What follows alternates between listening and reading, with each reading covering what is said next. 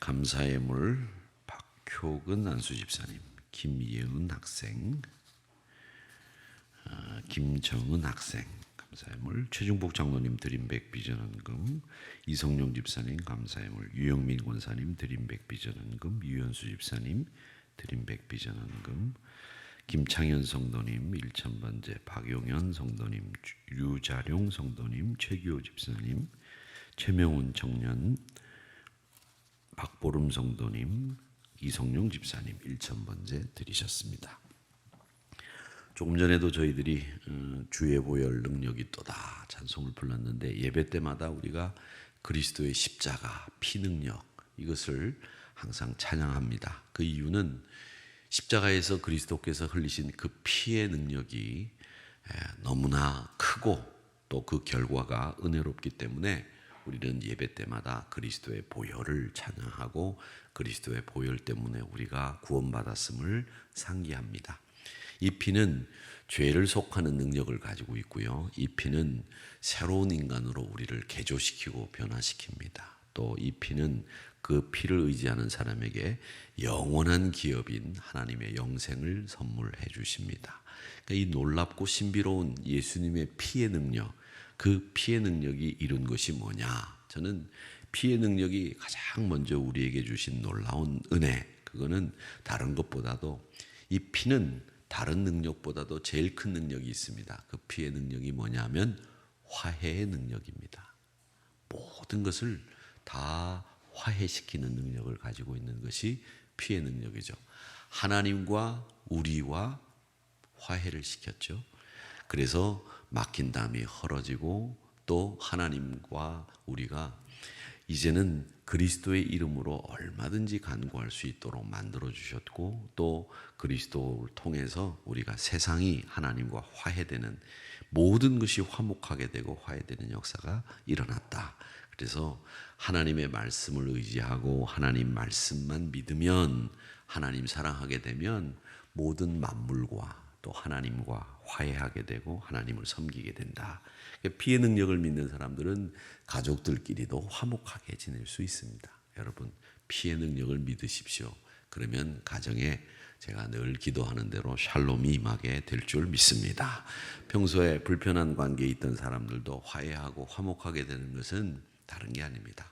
세상 사람들은 술 먹고 풀고 뭐 그런다고 하지만, 푼다고 푸는 게 아니고요. 술 먹었을 때 지정신이 아니라서 풀린 것처럼 생각하는 거죠. 여러분, 푸는 거는요, 하나님의 사랑과 그리스도의 피로 우리가 풀어지게 되는 거고요. 보혈은 만물을 화목케 하는 능력이 있기 때문에 예수님의 보혈은 하나님과 가족과 이웃과 성도들과 자연과 다 화목케 하는 능력을 가지고 있습니다. 은혜를 받았다, 기도한다, 그러면 그리스도의 피의 능력을 믿는다, 그러면 우리 신앙생활은 늘 한 가지 지향점을 가야 되는 거예요. 그게 뭐냐? 화해하신 그 그리스도의 피를 따라 화해의 모습으로 가야 되는 거죠. 싸우려고 달려드는 사람들이 있죠. 못 말립니다. 싸우려고 달려드는데 어떻게 해요? 싸워야죠. 그런데 여러분, 그리스도의 피를 믿는 사람들은 화해의 능력을 가지고 있다.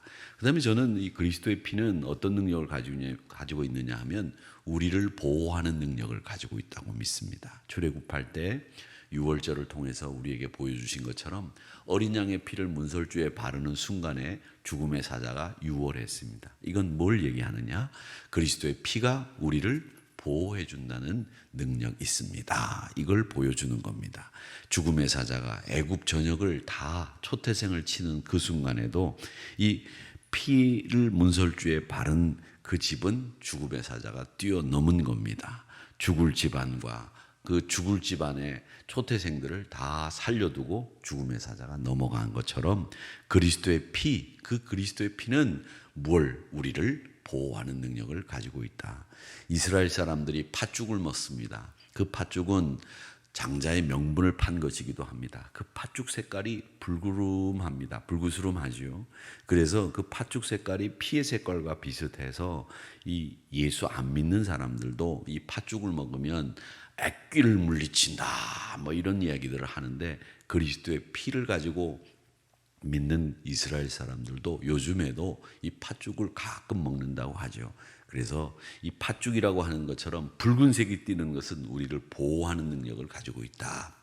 그걸 제일 좋아하는 사람들이 중국 사람들이죠. 그래서 중국 사람들은 붉은색은 복 색깔이다. 우리를 보호하는 능력이 있는 색깔이다. 그래서 온 천지에 붉은 색깔을 쓰죠. 그래서 중국집에 가서 붉은색이 없는 중국집은 한국 사람이 운영하는 중국집이고, 붉은 색깔이 많은 중국집은 짜장면 맛이 좋은 집이다. 이런 것쯤은 상식적으로 알고 계셔야 됩니다, 여러분. 그래서 이 중국 사람들이 붉은색을 좋아하는데 그리스도의 피의 능력, 이건 우리를 보호하는 능력이 있다. 흠없고 죄 없으신 우리 하나님의 어린 양 예수님의 피는 우리를 보호하신다. 우리를 화목해 하신다. 이 능력을 가지고 있는 것이 그리스도의 피다. 이것을 여러분 꼭 기억하시기를 바랍니다. 그러니까 그리스도의 피를 누가 제일 무서워하느냐? 사탄이, 마귀가 제일 무서워합니다. 그것이 예수님의 보혈입니다. 우리가 힘 있고 능력 있다고요? 사탄이 그런 거 무서워하지 않습니다. 사탄이 무서워하는 것은 그리스도의 피를 무서워하는 겁니다. 왜 무서워하느냐? 십자가에 못 박았는데 3일 만에 살아났습니다. 3일 만에 부활하셔서 죽음이 정복되고 죽음을 이기신 모습을 보면서 이 사탄은 두려움에 떨게 된 겁니다. 자기들의 가장 강력한 무기가 죽음이라고 하는 무기인데 이 죽음이라고 하는 무기조차도 사용할 수 없게 된 거죠. 그래서 사탄이 두려운 거예요. 여러분, 그리스도의 피를 믿는 사람들은 죽음이 두렵지 않은 사람들입니다. 이까짓 거 죽으면 죽는 거지, 이런 생각으로 뛰어내리시면 안 되지만, 여러분, 죽음 두려워하지 마십시오. 죽음 이후에는 하나님 나라에서 생명의 면류관이 여러분을 위해서 예비되어 있고, 또 죽음 이후에는 영광의 나라에 입성하게 되는 겁니다. 그렇기 때문에 이 사탄이 제일 두려워하는 것, 죽음을 무서워하지 않는 사람을 제일 두려워하는 거예요. 제일 우습게 보는 사람, 죽음을 두려워하는 사람을 사탄은 제일 우습게 본다. 여러분, 우스운 사람들 아니시죠? 그러니까 그리스도의 보혈로 말미암아 사탄이 제일 무서워하는 죽음을 두려워하지 않는 믿음의 강건함을 여러분들이 가지시기를 주님의 이름으로 축복합니다. 그런데 오늘 여기 말씀해 보면 하나님께서 우리에게 그리스도의 피를 보여주셨는데, 이 피의 능력은, 그의 피의 능력은 그냥 우리에게 온 것이 아니라 뭐라고 얘기됐냐면 언약에 따라 온 것이다. 그 언약은 뭐냐? 유언이다. 유언은 죽은 후에 효력을 발휘한다. 이렇게 얘기를 합니다.